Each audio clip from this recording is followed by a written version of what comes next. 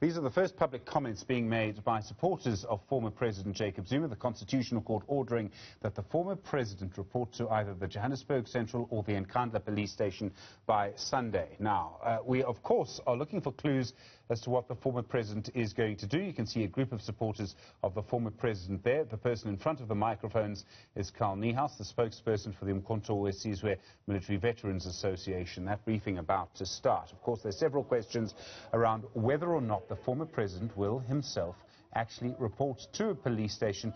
And then, I suppose, a more complicated conversation, which we don't need to have just yet, as to what happens if he doesn't. The ANC National Executive Committee was due to meet this weekend. There was a report, I think, in Business Day this morning, suggesting that the former president had been, I think the word was, invited to address the NEC meeting on this judgment. But the ANC issuing a statement just in the last 2 hours saying that that NEC meeting has been postponed because of developments in KwaZulu-Natal, and that senior leaders were being deployed to KwaZulu-Natal ahead of the events around the former President Jacob Zuma. How senior, you ask?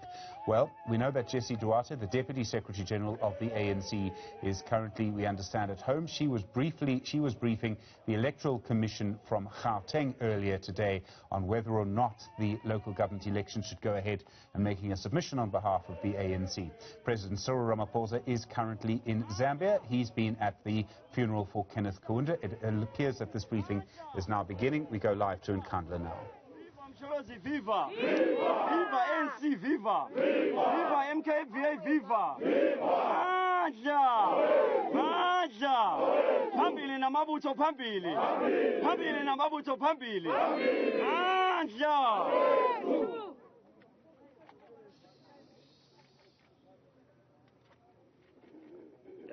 Comrades, siyanibingelela kule press briefing esiyenzayo njengamanje. We are through turbulent times right now, which are very difficult times. But njengabantu esibumbene in these forces ekutheni sikwazi ukuyinqoba le mpi ngokubambisana, siyanamukela kakhulu ma comrade. Sithi sibonga kakhulu ngokwenzakalayo ukuthi nisupporte ubaba uMsholozi ngezinto ezenzeka kuyena nesiqhubekayo zokuxhaphaxhaphaza amalungelo wakhe. Lama comrades sinezihambele ezikhona eziphuma ebuholini, izihambele esiphuma ebuholini beprovince ANC eMpumalanga province, obizo lakhe uNgrayi Ngwenya, comrade uNgwenya, bese siba an NEC member of Mkmva, Commander Comrade Carl Niehaus. Amandla. Bese siba ngala on my right, no choice wami on this base yasenkandla, uCommander Unke Umthuthuzeli Dlomo. Amandla. Comrades, I am Comrade Commander Ura Kumete umfana futhi. Yimi engiphethe kule base nokubambisana nama comrade uqhuba lo mzabalazo ukuvikela ubaba Msholozi. Ngizocela ukuthi njengoba sikhona la kule press briefing njengamanje, aboqabane ke basibingelele ngabafike nako nabeze ngakho ekuthini sikwazi ukusupport ubaba Msholozi mzabalazo uqhubeke uhambe phambili. Mandla.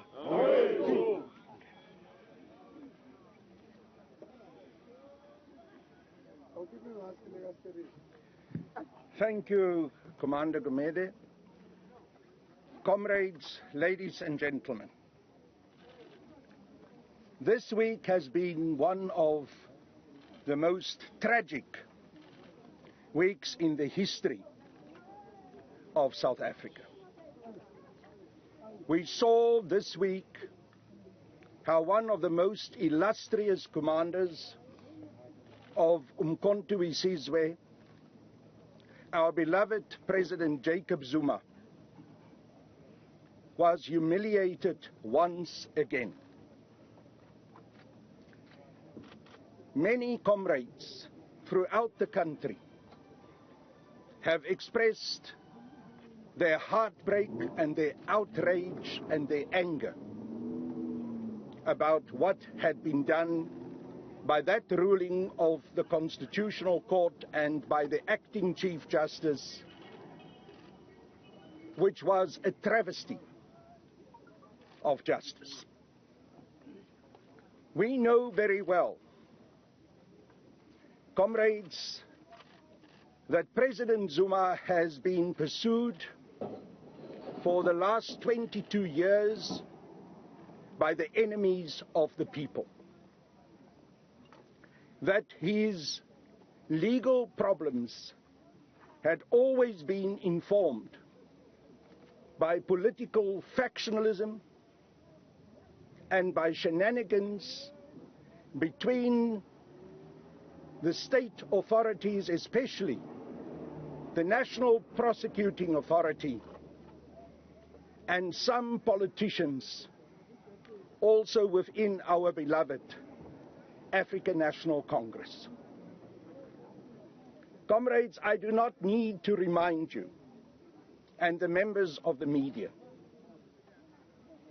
of the manner in which the persecution with regards to the arms deal case has been manipulated by members of the National Prosecuting Authority in conjunction with politicians who wanted to destroy President Zuma's political career.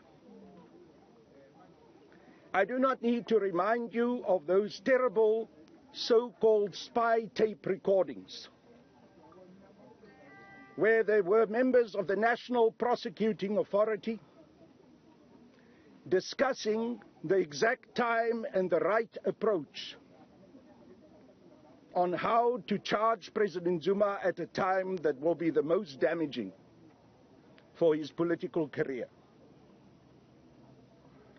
For the sake of understanding again exactly what has been done to President Zuma, I went through the transcriptions of those tapes.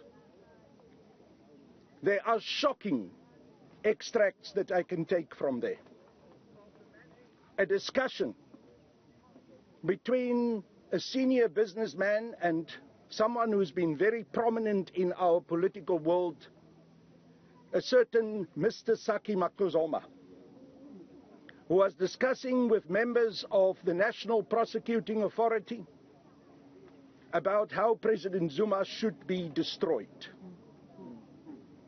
And in those discussions, and I'm not making it up because there are transcriptions, he refers to President Zuma as a peasant and a Zulu boy.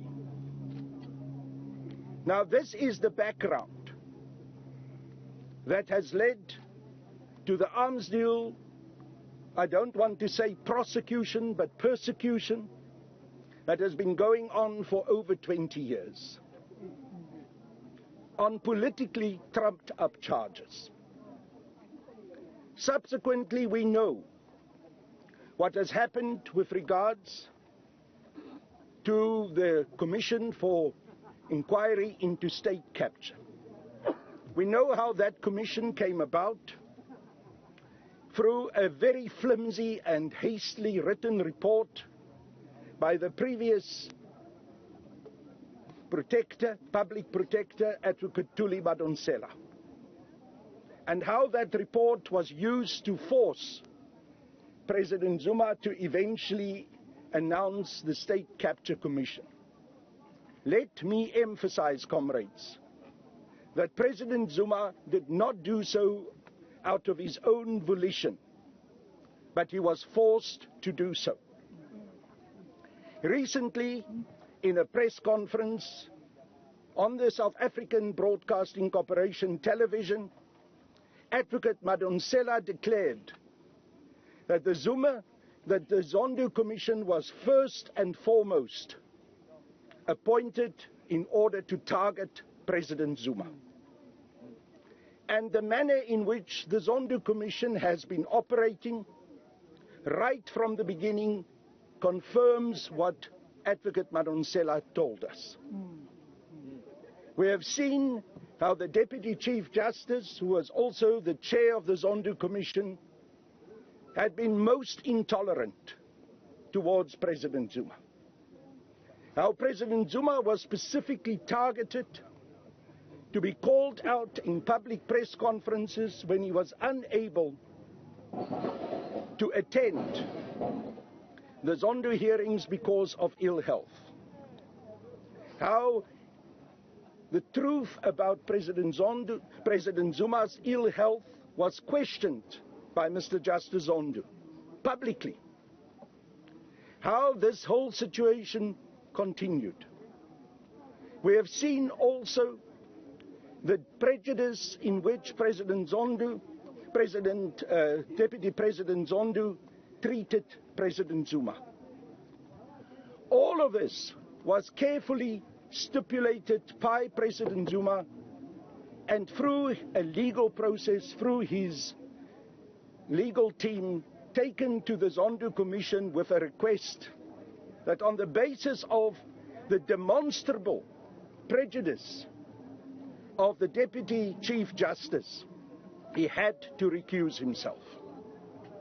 We also know, comrades and members of the media, that the Deputy Chief Justice decided to make himself a material witness and at the same time the final arbiter and judge in the matter of his recusal. And when President Zuma quite correctly decided to take the matter to the High Court on appeal, the Deputy Chief Justice and the Commission of Inquiry into State Capture decided to rush past that appeal in the High Court and to go to the Constitutional Court. President Zuma had explained in detail his reasons for why he could no longer see his way open to appear in front of the Commission of Inquiry into State Capture under the chairpersonship of the Deputy Chief Justice. He also made it unequivocally clear that he was not opposed to appearing in front of the Commission, but he could not subject himself to the subjective process and the biasness that was brought against him by the Deputy Chief Justice. President Zuma also made it clear that he felt that his basic constitutional rights have been compromised fundamentally by this rush to the Constitutional Court while there was still an appeal process going on in the High Court.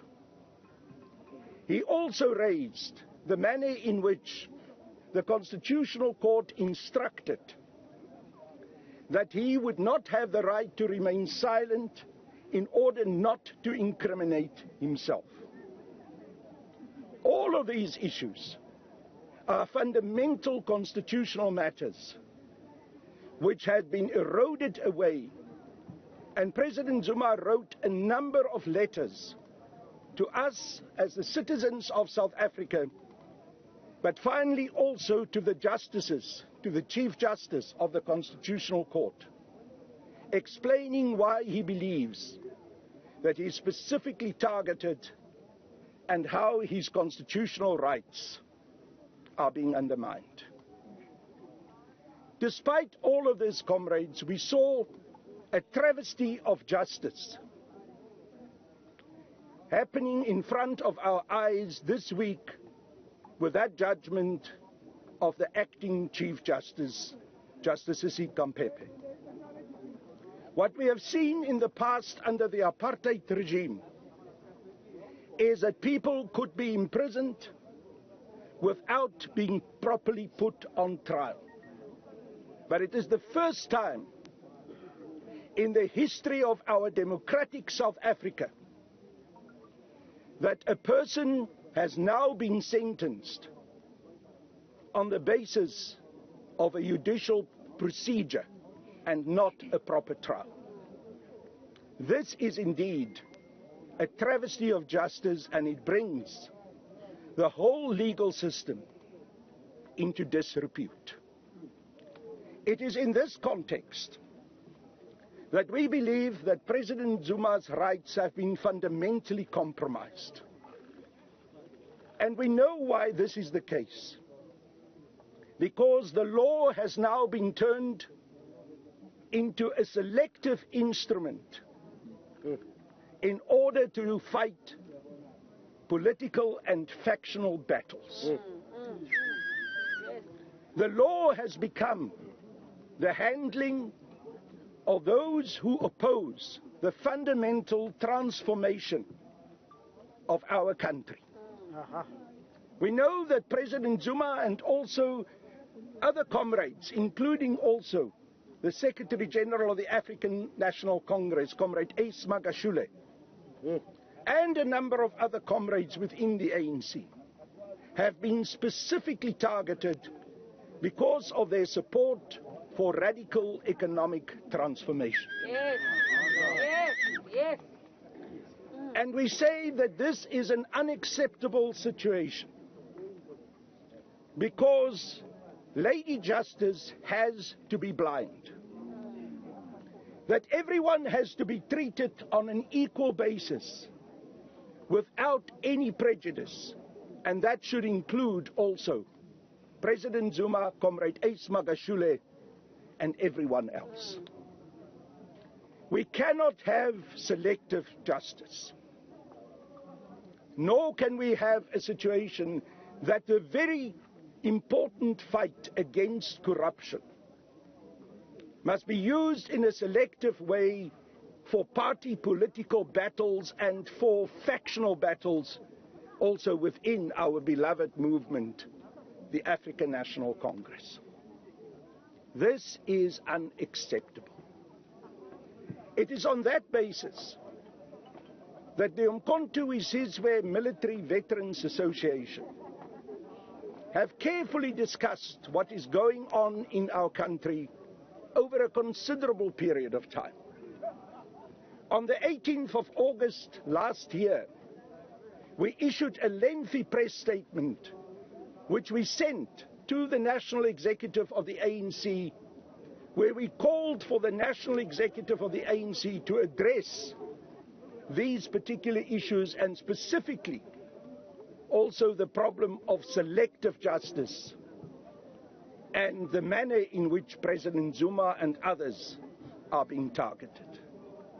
We said that the factionalism within the National Executive of the African National Congress is destroying our beloved movement, is leading to a situation where the ANC cannot deliver to the people, that service delivery is coming to a standstill, and that the African National Congress's National Executive Committee is failing to function properly.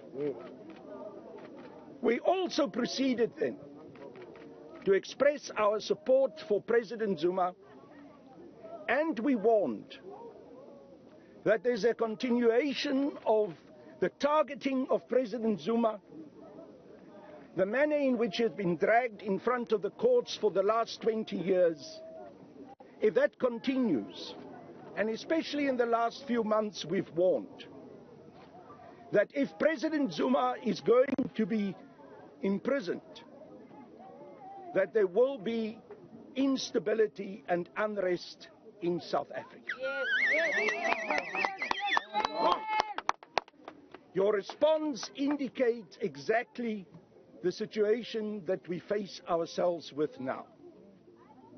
We've warned the National Executive Committee of the ANC and also the justices in the Constitutional Court and also the Deputy Chief Justice, Mr. Justice Zondo.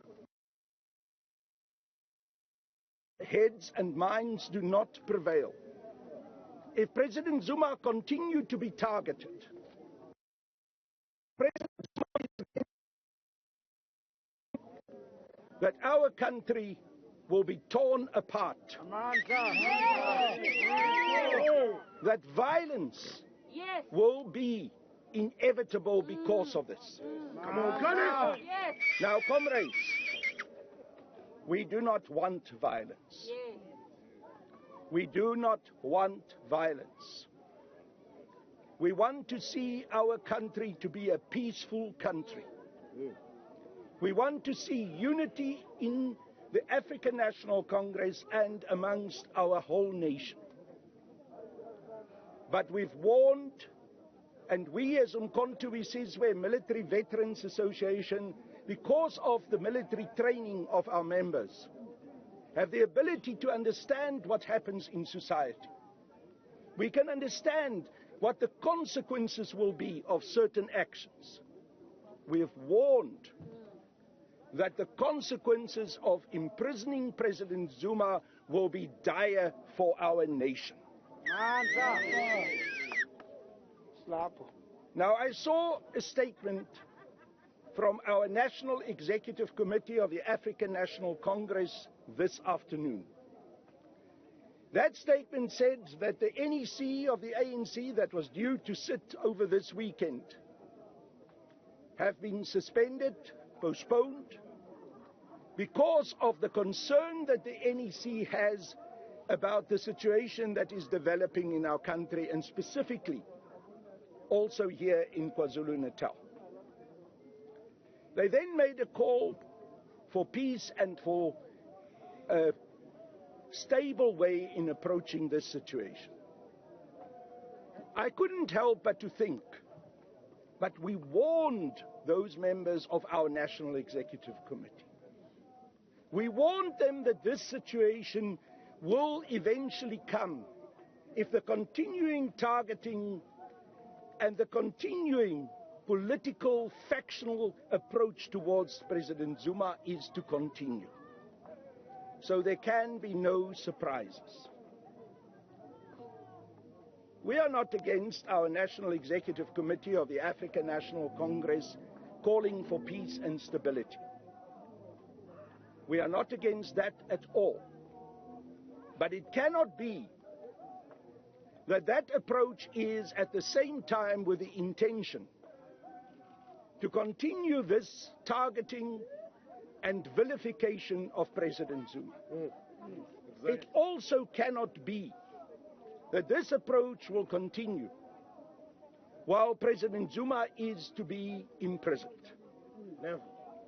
Let us as Mkmva be unequivocally clear. We are fundamentally opposed to the arrest and imprisonment of President Zuma. Come on, Colin! We will execute our democratic right to speak out against this because we've got the right to freedom of speech to do so. We will continue to object to this vilification of President Zuma, and we will continue to oppose President Zuma's imprisonment. And we do so on the basis of principle. President Zuma's legal rights have been undermined. What we saw in the judgment of the acting Chief Justice was not justice, but it was indeed the dictatorship of the judiciary. President Zuma, because the Constitutional Court is the highest court, is the apex court, has not been given even an opportunity to appeal. So he's being forced into this situation without his legal rights and legal due process being recognized. So comrades from the side of Umkhonto, he says, we're Military Veterans Association, we will continue to oppose President Zuma's arrest and imprisonment. It cannot happen. But we will do so, and I say this specifically for the members of the media so that there's no misunderstanding.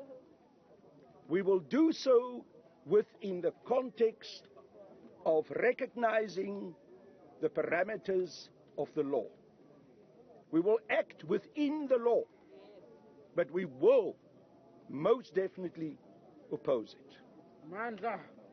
I know that President Zuma has been working on a number of processes to challenge this terrible judgment by the Constitutional Court.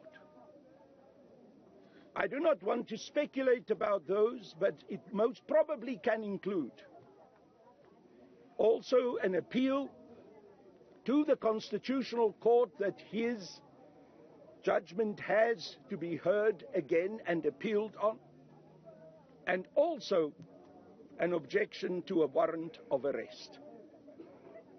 From the side of President Zuma, I know that Baba will do everything possible in order to act in accordance with the law.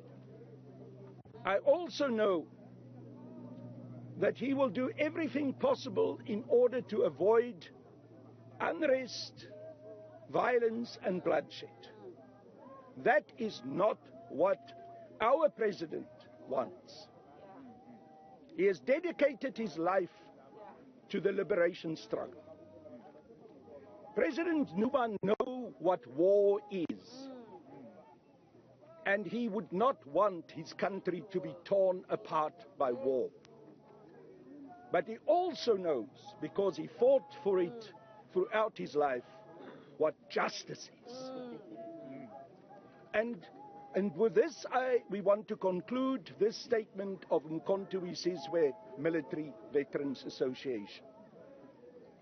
President Zuma has stated throughout that the reason why he is opposed to what was happening in the Zondo Commission to himself, and also what was happening in the two hearings of the Constitutional Court, was because he believes that the Constitution that he fought so hard for, the Constitution that he himself helped to get adopted in the Constitutional Assembly of which he was a member, is being fundamentally undermined.